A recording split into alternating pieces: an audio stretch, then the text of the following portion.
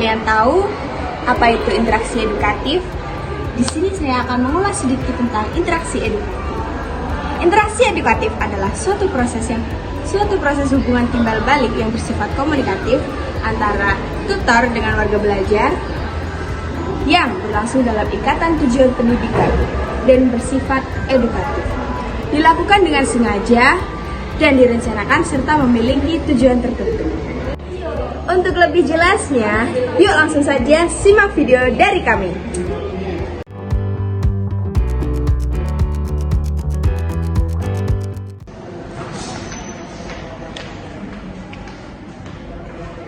Baik, Assalamualaikum warahmatullahi wabarakatuh. Waalaikumsalam warahmatullahi wabarakatuh.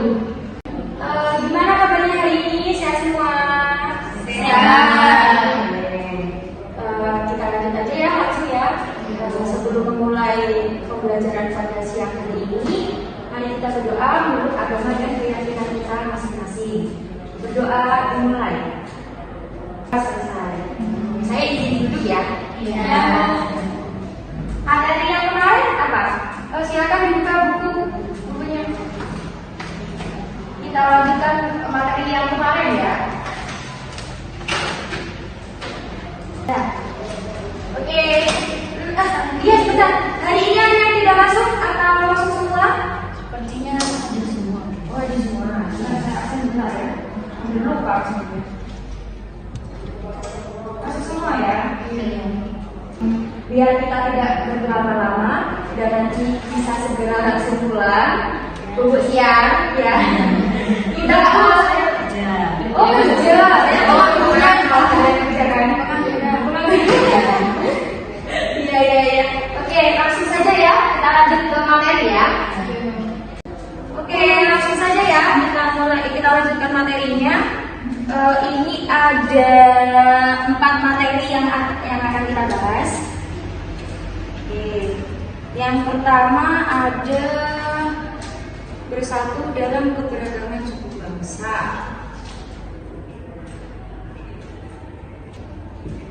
Di sini ada yang tahu suku-suku di Indonesia namanya?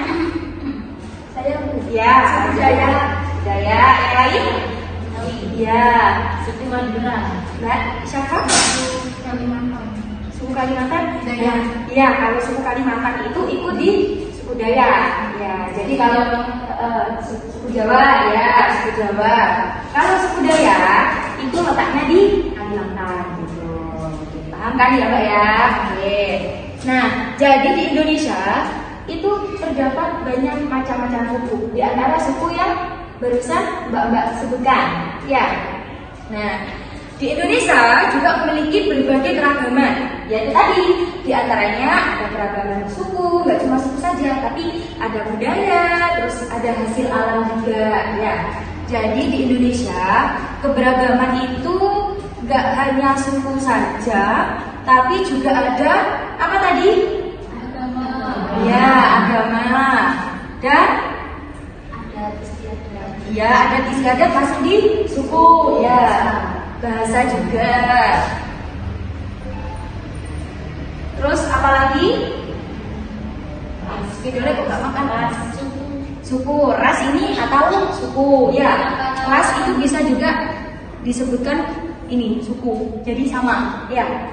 Terus ada lagi budaya. Budaya di Indonesia juga gak cuma ada 1, 2, 3, tapi banyak juga ya budaya di Indonesia. Oke. Kalau agama di Indonesia ada berapa?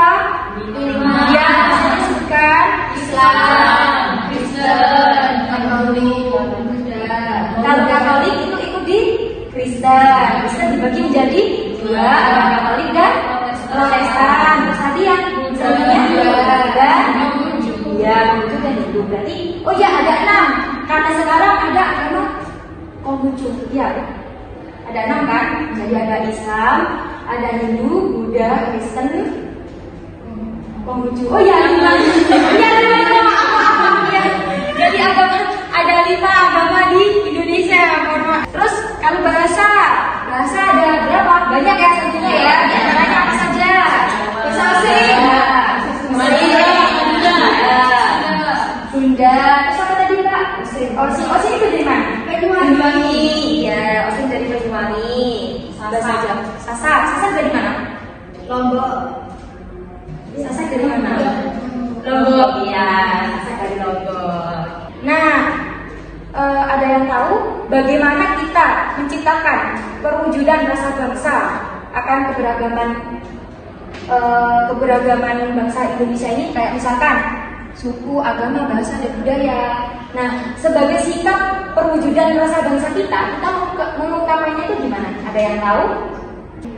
Memakai produk lokal. Nah, iya, memakai produk lokal, benar. Ada lagi? Melestarikan budaya daerah. Iya, benar. Ada lagi? Memakai bahasa daerah. Nah, ya, oke, memakai bahasa daerah. Terus ada lagi? Melestarikan budaya. Ya, tadi seperti yang dijawab sama Mbak Runi. Ya, di antaranya adalah itu. Sudah bisa semua ya. Jadi kan kalau sekarang kan gaya hidup orang itu kadang di Indonesia kan banyak yang permisi, tidak mencintai lokal, tidak mencintai produk lokal dari dalam negeri sendiri kan. Kayak misalkan bangga membeli produk lain dari luar negeri, itu tidak boleh dicontoh gitu. Jadi alangkah lebih baiknya kita melestarikan produk-produk lokal yang ada di negara kita sendiri sebagai perwujudan rasa bangga kita gitu loh. Dan ini ya materi kita hari ini. Ada yang mau ditanyakan? Apa masih ada yang kurang dimengerti dan kurang dipahami? Kalau ada yang mau bertanya, silakan bertanya dulu terkait dengan 4 topik pembahasan materi kita pada siang hari ini. Kalau tidak ada, saya akan memberikan kuis untuk siang hari ini ya. Ada yang mau kuis? Nanti saya kasih hadiah. Bulannya. Mau kan pasti kalau ada hadiahnya mau ya? Ya, silakan dicatat dulu. Oke, udah siap? Kuisnya udah selesai dicatatnya? Sudah. Kayaknya pada semangat ya kalau kuisnya ada hadiah. Oke, nanti tata caranya saya memberikan soal atau pertanyaan. Siapa yang bisa angkat tangan dulu itu yang saya tuju. Ya, oke. Dulu-duluan angkat tangan ya. Dan pertanyaannya itu materi yang sudah saya terangkan barusan. Dan jadi tidak menyimpang dari materi yang saya terangkan barusan itu ya. Oke. Yang pertama, pempek adalah makanan khas dari daerah?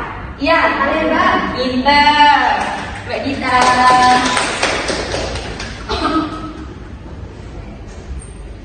Terus bagaimana sikap kita dalam menghargai perbedaan agama di dalam lingkup pertemanan? Ya, Mbak Isra.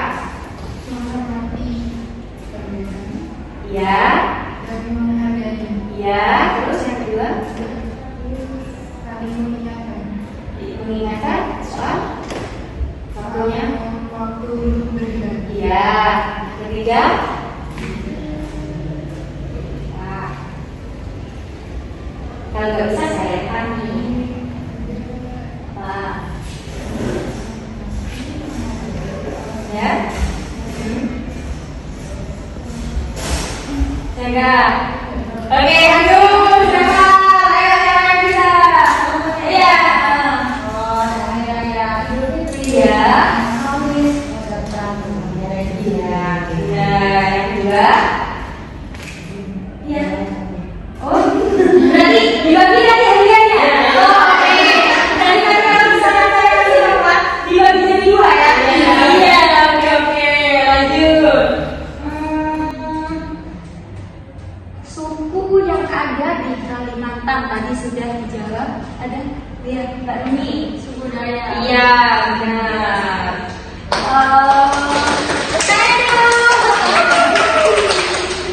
Ini kesenian yang berasal dari daerah Madura. Aduh, iya. Tangan satu. Apa itu? Itu kayak itu Bu, kayak ada kayak jaranan ya. Itu apa ya, dari sapi. Kerapan sapi. Iya. Dan itu bukan kerapan sapi, dan itu kayak berwujud sapi. Iya. Itu modelnya jaranan. Iya, badannya jalanan. Tapi wujudnya sapi gitu. Kalau jalan di foto kan udah lebih kayak udah itu itu sapi. Mbak, orang Madura ya Mbak saya? Iya. Oh iya. Oke. Kuis yang pertama sudah selesai. Habis ini saya akan memberikan kuis yang kedua. Oke? Tapi kuis yang kedua ini nggak berhadiah. Yang berhadiah tadi yang nama ini. Ya. Nggak semangat kan? Serius kan? Semangat ya. Jadi kuis ini nanti tata cara dan aturannya saya di sini mbak baris dari depan saya ke belakang, sejajar ke belakang. Terus nanti yang bisa menjawab pertanyaan saya bisa langsung pulang. Kalau misalkan nggak bisa menjawab pertanyaan, kembali ke belakang barisan lagi. Gitu. Yang seperti tren di TikTok, tahu nggak? Tahu. Ya, seneng kan ya? Bukan? Oke. Oke, ya langsung saja yuk. Sebelum kita mengakhiri pembelajaran pada hari ini dan sebelum kita melanjutkan kuis yang kedua, semoga pembelajaran pada hari ini bisa bermanfaat bagi kita semua. Ingin kita bertemu pada hari selanjutnya. Oke? Ya, jangan silakan karena sekarang dari musim panas hujan ya, banyak orang sakit. Oke. Mari kita berdoa menurut agama dan keyakinan kita masing-masing. Berdoa dimulai. Berdoa selesai. Oke. Yuk, langsung saja. Sambil beres sudah beres semua? Sudah. Mulai ya. Yuk, mau belajar. Oh iya, langsung saja. Ayo, mau tidur, Bu. Tadi saya bilang mau belajar sekalian ya.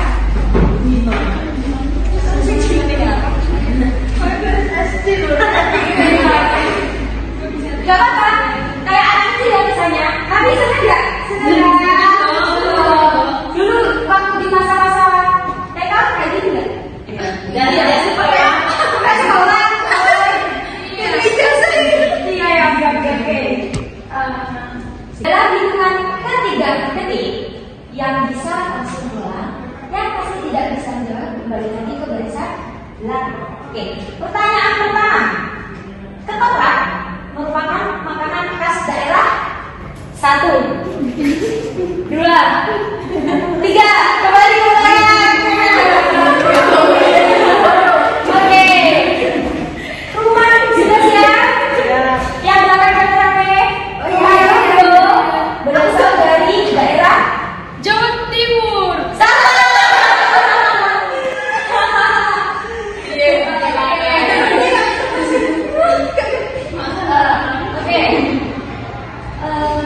Kerokan sapi merupakan budaya khas dari daerah Amalinda. Ayo menggunakan kembali.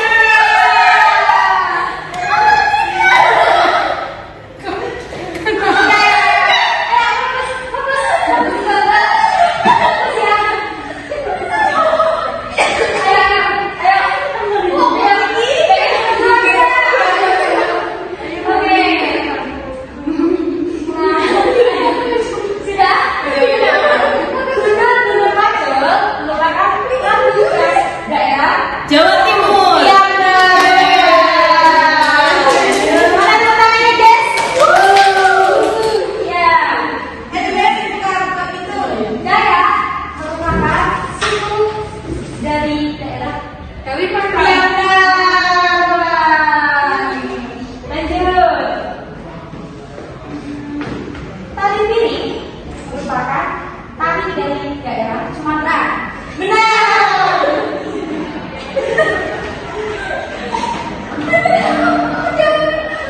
Papeda merupakan makanan khas dari Papua. Iya.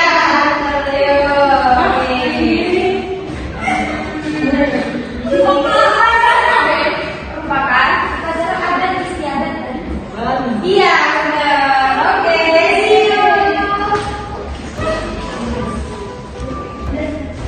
Nah, teman-teman, itu tadi ilustrasi dari kegiatan interaksi edukatif dalam program PLS, yaitu pendidikan kesetaraan. Nah, dari kegiatan tersebut dapat kita tarik kesimpulan bahwa manfaat interaksi edukatif itu terdapat dua, yaitu bagi pendidik, dan juga bagi warga belajarnya. Yang pertama, manfaat interaksi edukatif bagi warga belajar, yakni 1. Warga belajar akan lebih mudah memahami materi yang disampaikan. Yang kedua, dapat meningkatkan motivasi belajar bagi warga belajar. Dan yang ketiga, warga belajar akan merasa lebih nyaman ketika mengikuti kegiatan pembelajaran. Nah, yang kedua ada manfaat interaksi edukatif bagi pengajar atau tutornya. Yang pertama, dapat mengetahui karakteristik warga belajar sehingga dapat memudahkan tutor untuk merancang desain pembelajaran yang sesuai dengan warga belajarnya. Yang kedua, lebih mudah dalam mengarahkan dan membimbing warga belajar. Dan yang ketiga, tidak mengalami kesulitan dalam menyampaikan materi.